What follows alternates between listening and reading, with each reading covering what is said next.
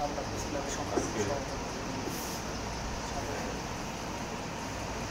উপজেলা পরিষদের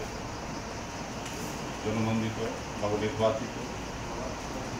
জননেতা সাতটি উপজেলা পরিষদের চেয়ারম্যান জনাব ভাই সাথে সরকার প্রেস ক্লাবের সাংবাদিক সৌজন্য সাক্ষাৎ এবং শুভেচ্ছা বিনিময় ইতিমধ্যে আমরা শুভেচ্ছা বিনিময় করলাম সবাই। আমাদের একটা কথা আমাদের সরকার বলবেন যাতে আমাদের উপজেলা চেয়ারম্যান মহোদয় বিগত 5 বছর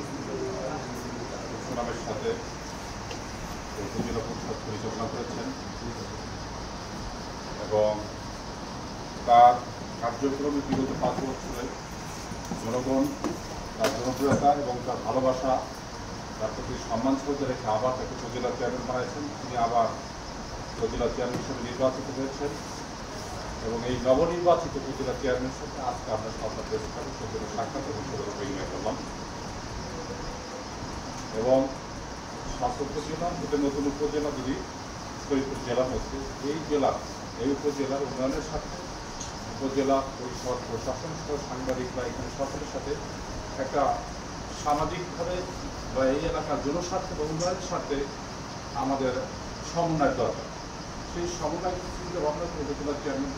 মহোদয় আজকে আমাদের এই সুযোগ সাক্ষাতের জন্য তিনিই কিন্তু আমাদের দাওয়াত দিয়েছেন। আমিও এর আগে একবার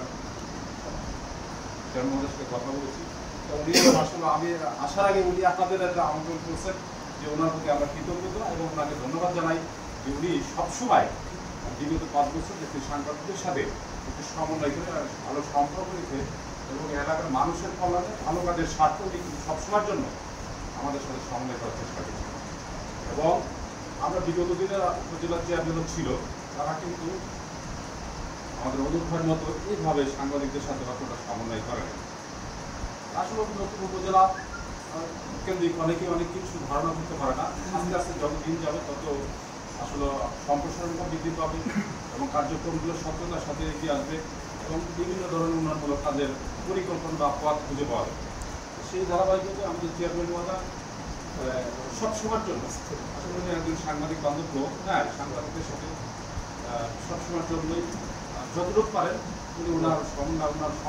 এই দিয়ে উনি সেটুকু করার কন্ট্রিবিউশন করার চেষ্টা করেন। এই জন্য আমরা সরকার প্রেস ক্লাবের পক্ষ থেকে চেয়ারম্যান মহোদয়কে আমরা ধন্যবাদ জানাই এবং কৃতজ্ঞতা জানাই তার সবসময় সাংবাদিকতা আন্তরিকতা জানাই। আজকে আমরা এখানে যারা আসছি, হ্যাঁ, আপনারা আপনাদের স্মৃতিচরণ বলেন বা